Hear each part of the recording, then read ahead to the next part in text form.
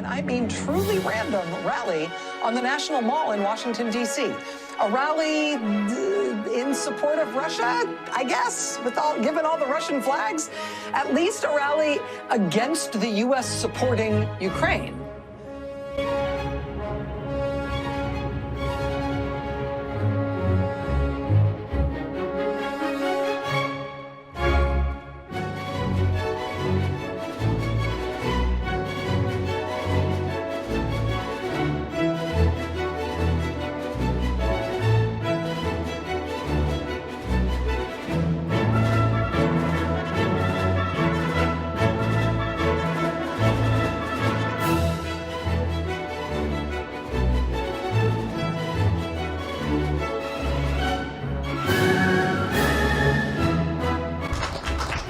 Ideas are great, but the reason that the Center for Political Innovation exists is to put on events like this, to give a platform to ideas we don't widely hear in the United States, to educate people about anti-imperialism and socialism.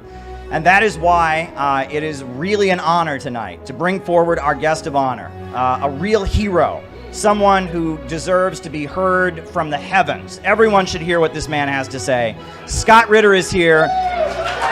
Scott Ritter is here. We are proud that Scott Ritter is here. This is a hero. This is a hero right here.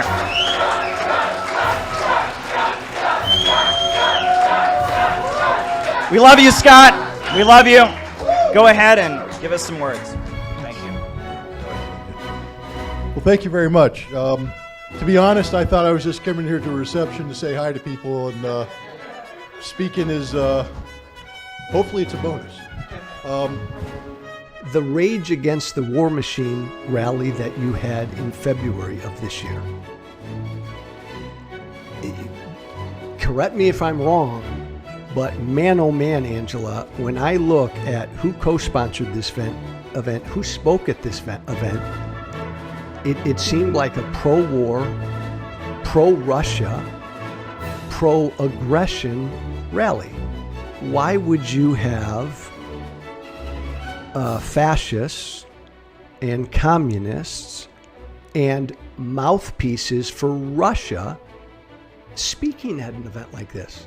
We invited people from multiple political backgrounds and perspectives to come and speak as long as they were anti-war. Nick Brana, he's the chairman of the People's Party. He's a communist. He co-chaired this thing. His Twitter feed. He's not a communist. His Twitter feed. But if he was, yeah. Angela, his Twitter feed, the past year and a half, is full of nothing but pro-Russian propaganda. Okay. He blames the U.S., NATO, and Ukraine up and down the street. Never once blames Russia. Never once. Garland Nixon is a mouthpiece in the U.S. for Russian state media.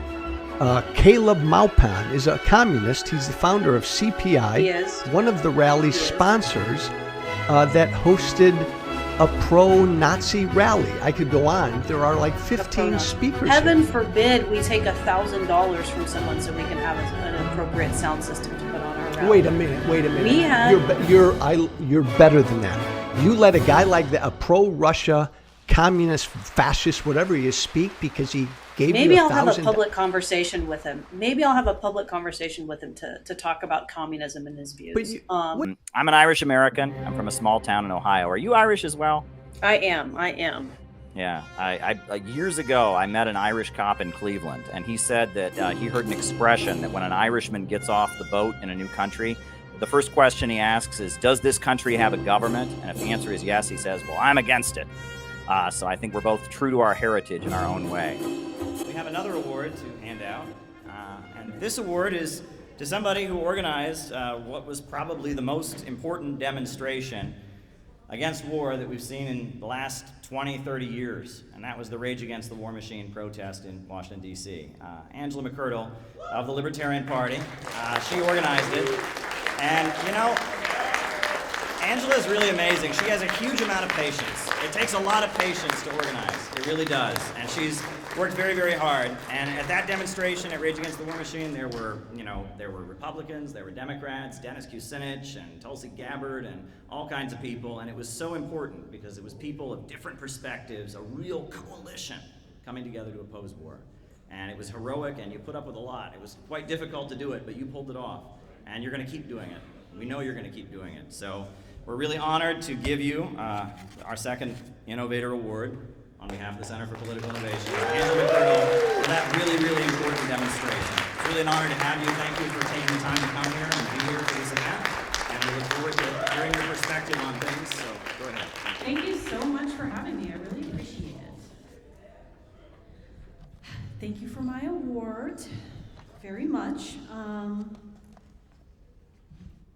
You guys have really treated me kindly and with respect, even though we have some different opinions about various political things. I think it's really beautiful that we can come together for peaceful foreign policy. And I just want to extend my appreciation and tremendous respect for you. I hope that you understand how sincere that is.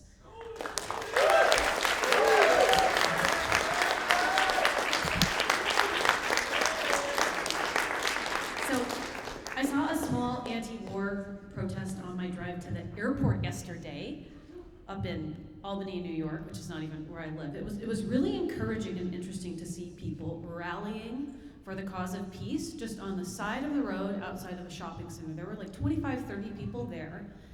It was really awesome. It was a Free Palestine protest.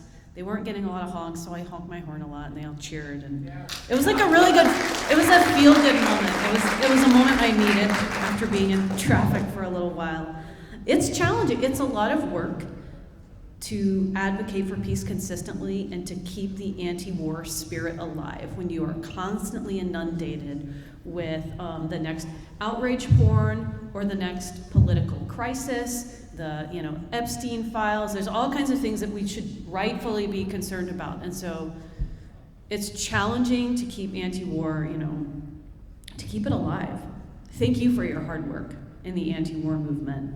And thank you for advocating for peaceful foreign policy in the United States, and abroad, and for your willingness to work with people, of all different political backgrounds. That's a really good skill to have, especially in this time.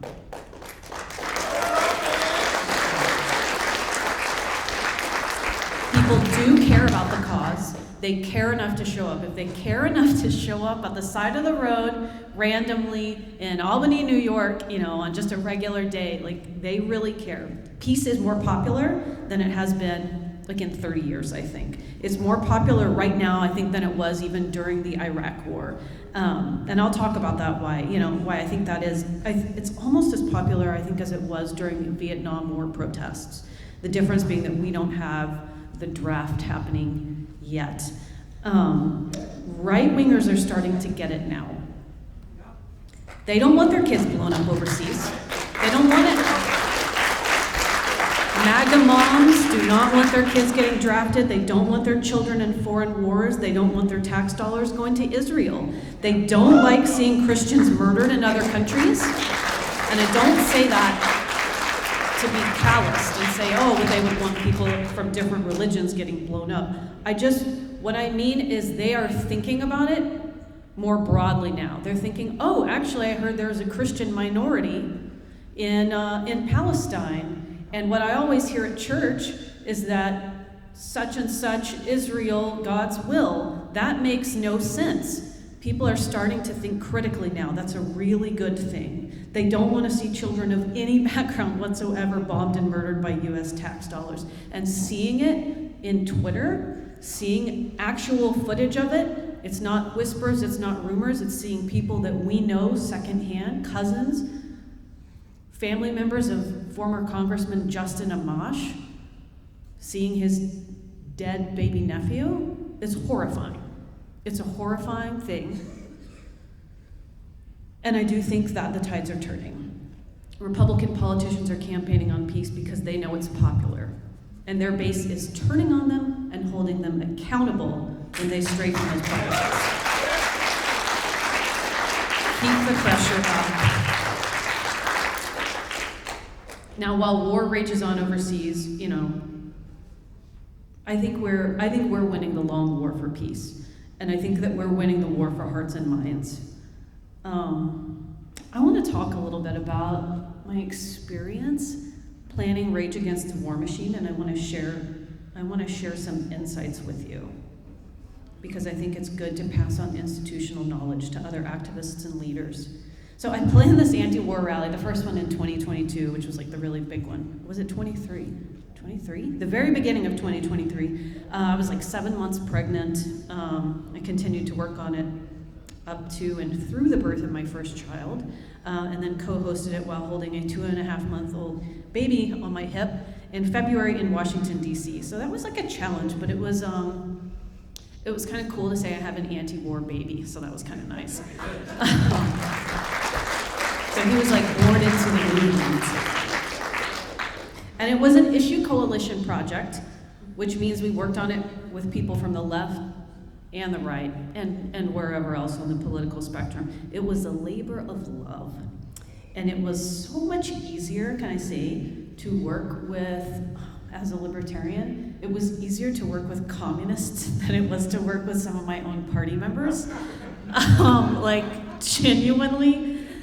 How did that happen? So I have this really great member of the Libertarian Party, and I know that you guys feel the pain of infighting if you've done third-party politics, right? Like, you're like, oh my gosh, I'd rather work with those like right-wingers than this person who's been screaming at me, who I've been attending events, but anyway. So Will is he's a libertarian who comes from the left, the anti-war left, like a Jimmy Dore style leftist, and he connected me with Nick Brana, because he's still connected in all of those circles, which is a really great thing. And we got to know each other, and we're like, wow, we have a lot more in common than we have not in common. You know, we believe in peaceful foreign policy. We support the Second Amendment. We believe in free speech. You know, we should all work together.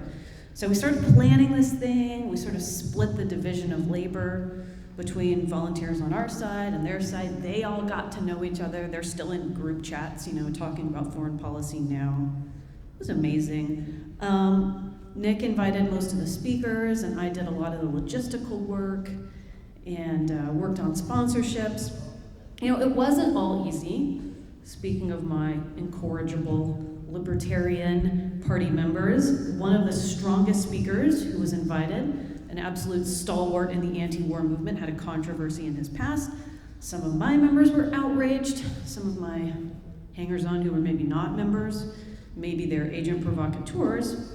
So we had a big blow up on social media. People threatened to protest the protest, which is kind of absurd, but also something I know you've experienced. You know, other people threatened not to attend. It really felt like in that moment the entire event was just going to collapse and blow up in my face, and I would just be like the most hated person on the planet. Like this conflict was going to just momentarily derail everything we'd been working on. Other speakers were upset. Everybody was mad at me. Everybody was mad at me for not doing what they said I should do or doing what I was. It was crazy. People took sides, volunteers took sides, attendees, you know, speakers took sides. Everybody was upset, understandably so. Our speaker was upset, understandably so. It's not right what happened to him. And, you know, he had such a tremendous amount of contributions to the anti-war movement, and there were good people lobbying for him to be involved. So I just did an internal apology tour and called everyone I could and kept my mouth shut publicly as much as I could. And that's what you have to do when you're in charge. And magically the news cycle changed over, and social media, ADD, took care of the rest. But we overcame it. And you guys talk about struggle a lot, you know, like we managed to pull it off, and the whole thing blew over, and we had a wildly successful event. And it was an event that, it was a pivotal moment in time because it changed public perception of the war in Ukraine. All of a sudden, it was okay to speak out against it publicly because all of these other famous people did it, including someone who's now got a prominent role in the Trump administration. So that is really, really important. It's important to push through the difficult moments in organizing so that you can see the important thing happen at the end. Don't let agent provocateurs or social media gadflies derail your operations. Your mission for peace is far more important than whatever their drama and grievances are.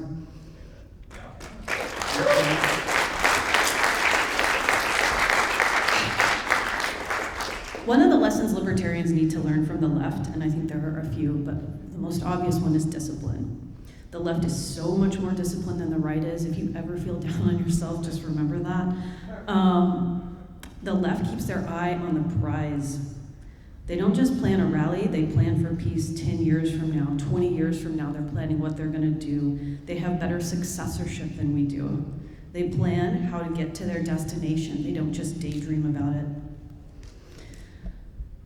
I wanna give a little bit of advice, because I have learned so much from you. Be cheerful in your work. There's a lot of talk about struggle, which is quite literally what it is, but when you work on a cause that you believe in, the cheer and joy comes naturally. And I think that that's just so important. Leave enough room in your job duties to feel that passion. People can only take so much negativity. Something like war, it motivates us to show up, right, and to do the work, but the work itself needs to be pleasant so that you have the energy and stamina to keep going. And that was something I got out of working on Rage Against the War Machine. It was this interesting juxtaposition because we were so angry about foreign policy, and I was so happy every day I woke up and got to work with volunteers that were passionate about the same cause as me and treated me so well and with so much respect. And we need it so badly. You know, working with libertarian infighting is exhausting, so it was so encouraging to work with people who wanted to work with us, and that's the power of issue coalitions, is something horrible like war can bring people at home closer together. And I also want to tell you, don't be afraid to ask. And this is something I learned from working with the Trump administration, which happened and is still happening. I want to close with this, but for those of you who may not be familiar, you know, President Trump's friend reached out to me and asked what he could do to get the libertarian vote.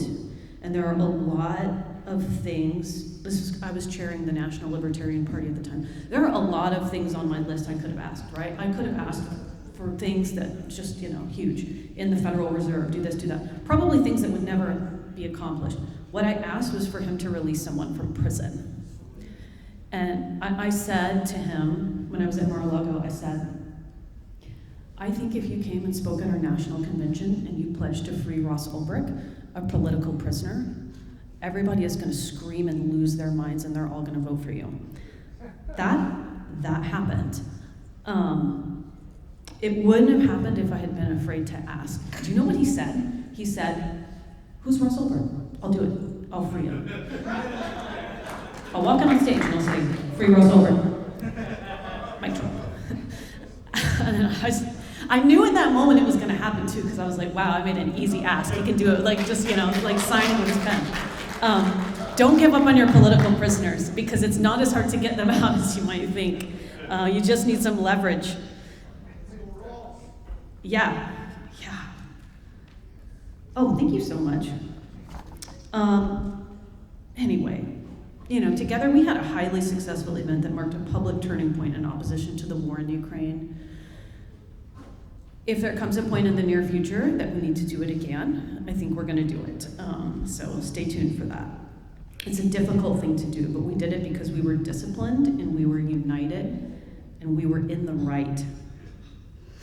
You know, I took a lot of grief from critics. Some of the PR things that happened at that event were very controversial for people from right-wing circles, like Russian flags and communist flags, but that stuff is going to happen. You cannot account for every single circumstance or every little thing that could happen that might offend someone else when you're planning an event or a movement. You just have to white knuckle it through.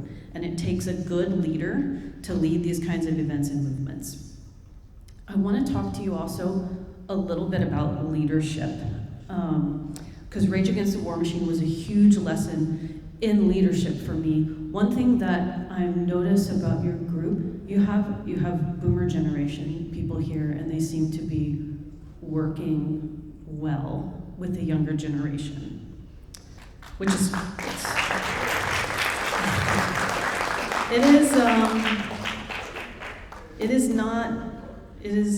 sadly, it is not as common as it should be. You have to be willing, right, to basically, like I say, you have to eat shit if you want to be a good leader. You do, you know, when you're willing to assume responsibility and assume risk, and be mature enough to work hard without immediate gratification, then you're on your way to being a good leader. And you have to assume the burden of responsibility and not just the rewards. And that is something that we, the younger generation, need our elders to teach us and to help us weather. Who here has not seen Star Wars? The original Star Wars? Just a couple of people? Okay, so in the original Star Wars trilogy, Luke sets out to save the galaxy from the grip of the Empire. Sound familiar? He's young and inexperienced, but he's eager and willing to try. And that's everyone here, I think. And he has older mentors like Yoda and Obi-Wan Kenobi, and at some point in the past, his mentors were the stars of their own movies, prequels, and leading roles in their own stories. So anyway, Yoda trains Luke in a swamp, He guides him on his adventure until he dies. And eventually Luke has to face his adversary on his own. But his mentors pass the torch to him, and they literally fade away. And then they're still guiding him in spirit. And he handles the big boss, the big battle on his own, defeats him, saves the galaxy. This is the hero's journey. It's archetypal and it's literal. And young, inexperienced, and uncertain leaders, we have to accept the call to adventure, and we have to move things forward. We have to rise to a challenge. We have to defeat a monster, the deep state, the war machine, whatever it is, and save civilization from annihilation. And then, great leaders must eventually pass the torch to the next generation and assume their role as mentors. And I think this was a really cool thing to see on the stage at Rage Against the War Machine. People from different generations, all coming together. One day, Luke and heroes like him, they've got to pass the torch on. I want to speak not about the boomers in here, but about the generation. And I think that when you look at governance, you'll understand, right? Part of the human experience is that one day we all die. And so we have to train younger leaders to pass the torch on to them. And I think that there's been great resistance in the boomer generation in general to this. When I'm thinking about people like Nancy Pelosi, Right. How long has she been in office? She's like, did anyone see The Dark Crystal? She's like a Skeksis. It's like, my gosh, she's like the Crypt Keeper. She just pops back up. They don't mentor people, right? She's just hoarding everything. Wealth, stocks, votes. She hoards it all. She doesn't want to pass it on to her successors. They don't want to mentor young people. They don't believe we can do it, right? The youngsters are in their 30s and 40s now. We need leaders in the younger generations, people who are going to rise up to challenges, make tough calls, move things forward. That's what we need. And I just want to say, we need older leaders to mentor us. We need that. I'm speaking to everyone here who's boomer. We need you to pass on your knowledge. And that's what makes a really great community, and it's what'll make a solid, strong, continuing anti-war movement. People who protested in Vietnam need to pass their knowledge on to the rest of us.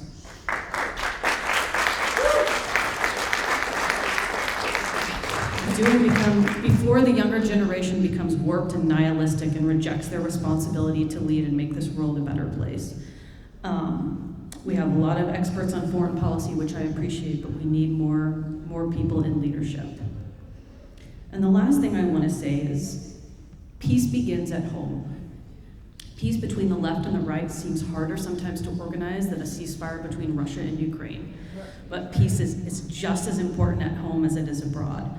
And one of the best things about Rage Against the War Machine was how healing it was for people from the left and the right to work together. At the after party, there were people with BLM shirts, hugging people with Gadsden flag shirts on, things that I didn't think that I would see at an event. It was so powerful, and we need that everywhere. Peace and anti-imperialism, they're not always exactly the same thing, in my opinion, so be mindful of that and always choose to pursue the most peaceful path possible. Don't let your contempt for U.S. foreign policy lead you down a path of revenge to other innocent people, whether they're here or abroad. I will always be anti-war. because the impossibility to account for every outcome overseas, collateral damage, there's just no perfect governance, but I want governance that maximizes liberty and gives the best chance for peace. And that means the least amount of aggression.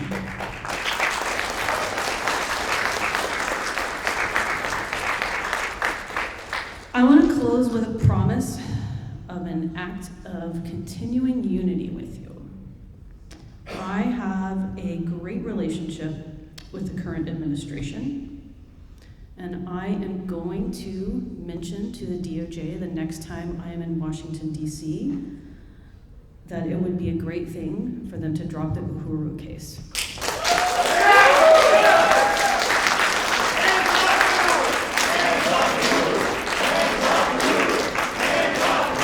It's the right thing to do, and it would be such a healing, wonderful thing for our movement.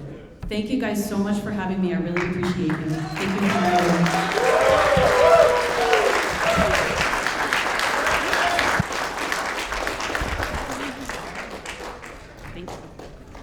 Wow. We're going to hold you to that promise, Angela. We've got it on tape, so